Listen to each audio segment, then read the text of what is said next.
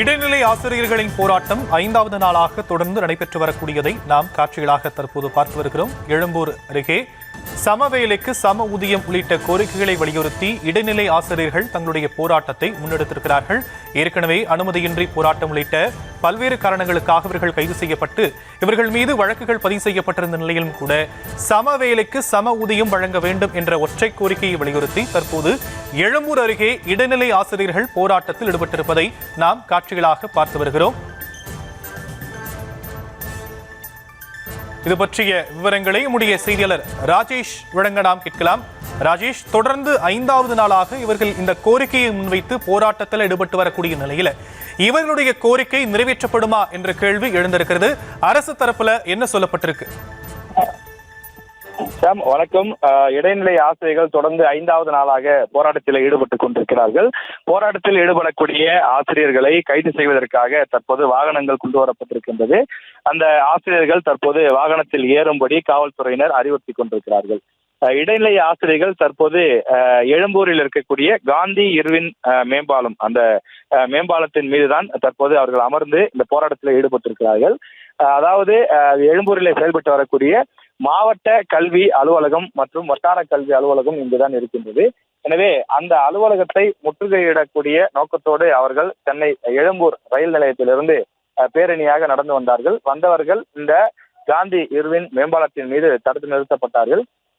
எனவே அங்கேயே அவர்கள் சாலை ஓரத்திலே அமர்ந்து கடந்த 1 மணி நேரமாக முழக்கங்களை எழுப்பிக் கொண்டிருக்கிறார்கள். அவர்களுடைய ஒற்றை கோரிக்கை என்பது சம வேலைக்கு சம ஊதியம் வேண்டும் என்பதுதான் இடைநிலை ஆசிரியர்களுடைய கோரிக்கையாக இருக்கின்றது. இவர்கள் அந்த 1 முதல் 5ஆம் வகுப்பு வரை பாடம் நடத்தக்கூடிய அரசு பள்ளிகளிலே பணியாற்றக்கூடியவர்கள் தான் இந்த இடைநிலை ஆசிரியர்கள். தமிழ்நாட்டில் உள்ள பல்வேறு மாவட்டங்களிலிருந்து இந்த போராட்டத்தில பங்கெடுத்திருக்கிறார்கள். தற்போது அரையாண்டு விடுமுறை விடப்பட்டிருக்கக்கூடிய காரணத்தால் மாணவர்களுக்கு எந்த விதமான ஒரு இடையூறும் இல்லாமல் இந்த போராட்டத்தை நடத்த வேண்டும் என்ற அடிப்படையிலே தற்போது ஆசிரியர்கள் இந்த போராட்டத்தை செய்து கொண்டிருக்கிறார்கள். தொடர்ந்து 5வது நாளாக போராட்டத்தில் ஈடுபடக்கூடிய இந்த ஆசிரியர்கள் சுமார் 2000 பேர் இந்த இடத்திலே கூடியிருக்கக்கூடிய நிலையில் அவர்களை தற்போது வாகனத்தில் ஏறும்படி தொடர்ந்து காவல்துறையினர் அறிவுறுத்தி கொண்டிருக்கிறார்கள். வந்திருக்கக்கூடிய இடைநிலை ஆசிரியர்கள் தங்களுடைய கோரிக்கைகள் அடங்கிய பதாகைகளை கையில் வைத்துக் கொண்டிருக்கிறார்கள். கடந்த 15 ஆண்டுகளாக தாங்கள் போராடி வருவதாகவும் தங்களுக்கு சம வேலைக்கு சம ஊதியம் வேண்டும் என்ற அந்த கோரிக்கையோடு தாங்கள் இந்த போராட்ட களத்திற்கு வந்திருப்பதாகவும் குறிப்பிடுகிறார்கள். எங்களுடைய கோரிக்கை நிறைவேறும் வரை இந்த போராட்டம் தொடர்ந்து நாங்கள் போராடி கொண்டே இருப்போம் என்று இடைநிலை ஆசிரியர்கள் தெரிவிக்கிறார்கள். இவர்களுக்கான பிரச்சனை என்னவென்று சொன்னால், ஏற்கனவே குறிப்பிட்டது போல 2009ஆம் ஆண்டு மே மாதத்திற்கு முன்பு பணியில் சேர்ந்தவர்களுக்கு கூடுதலான சம்பளமும், 2009 மே மாதத்திற்கு பிறகு பணியில் சேர்ந்தவர்களுக்கு குறைவான சம்பளமும் வழங்கப்படுகிறது. எந்த அளவுக்கு என்றால் ஒரு 20,000 ரூபாய் அளவுக்கு தற்போது இடைவெளி இருக்கிறது. இவர்கள் பணியில் சேர்ந்த போது அடிப்படை ஊதியத்தில் 3170 ரூபாய் இடைவெளி இருந்தது. அது தற்போது ஒவ்வொரு ஆண்டும் அதிகரித்து 20,000 ரூபாய் என்ற நிலையை எட்டி இருக்கின்றது. இன்னும் இவர்களுக்கான அந்த பணி செய்யக்கூடிய ஆண்டுகள் 20 ஆண்டுகள் 25 ஆண்டுகள் வரை இருக்கக்கூடிய சூழ்நிலையில அது இன்னும் பல ஆயிரங்களை தொடலாம். இதுவரை நாங்கள் பணப்பலன்களை இழந்தது போதும், இனிமேலாவது எங்களுக்குரிய உரிமையை கொடுங்கள். நாங்கள் தமிழ்நாட்டில் உள்ள அரசு பள்ளிகளில் பணியாற்றி கொண்டிருக்கிறோம். எங்களைப் போலவே பணியாற்றும் சக இடைநிலை ஆசிரியர்களுக்கு கூடுதலான சம்பளம் வழங்கப்படுகிறது. உதாரணத்திற்கு முன்கூட்டியே, அதாவது 2009 மே மாதத்திற்கு முன்பே பணியில் சேர்ந்தவர்களுக்கு சுமார் 80,000 ரூபாய் சராசரியாக பெற்றுக் கொண்டிருக்கிறார்கள். இவர்களுக்கு ஒரு 60,000 ரூபாய் என்ற அடிப்படையிலே சம்பளம் கிடைக்கிறது. எனவே ஒரே வகுப்பறையில் பணியாற்றக்கூடிய எங்களுக்கு ஏன் குறைவான சம்பளம் என்ற கோரிக்கையை முன்வைத்து அவர்கள் தொடர்ந்து 15 ஆண்டுகளாக போராட்டங்களை நடத்தி கொண்டிருக்கிறார்கள். இப்போது மிகுந்த வீரியமாக இந்த போராட்டத்தை நடத்துகிறார்கள். வழக்கமாக டிபிஐயோ அல்லது மாவட்ட முதன்மை கல்வி அலுவலகமோ ஏதாவது ஒரு இடத்திலே வருவார்கள், 2 நாள் போராட்டம் நடத்துவார்கள், பிறகு பேச்சுவார்த்தை நடக்கும், பழசாறு குடித்துவிட்டு கலைந்து சென்று விடுவார்கள். ஆனால் இந்த முறை நாங்கள் எந்த சமரசத்திற்கும் இடம் கொடுக்க மாட்டோம்.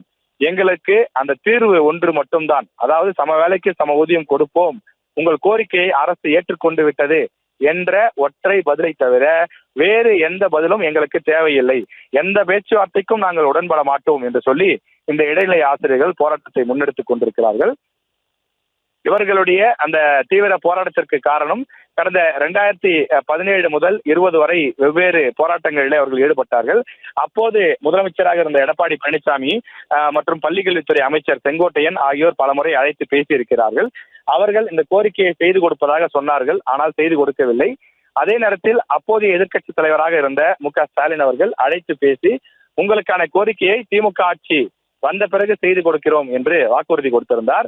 அது மட்டும் இல்லாமல் திமுகவுடைய தேர்தல் புத்தகத்திலேயே 505 வாக்குறுதிகளில் 311வது வாக்குறுதியாக இடைநிலை ஆசிரியர்களுக்கான கோரிக்கையை நிறைவேற்றி கொடுப்போம் என்று அதில் வாக்குறுதி கொடுத்திருந்தார்கள். எனவே நீங்கள் கொடுத்த அந்த வாக்குறுதியை நிறைவேற்றி கொடுங்கள், நீங்கள் சொன்னதைதானே நாங்கள் கேட்கிறோம் என்று அப்போது கொடுத்த தேர்தல் வாக்குறுதி.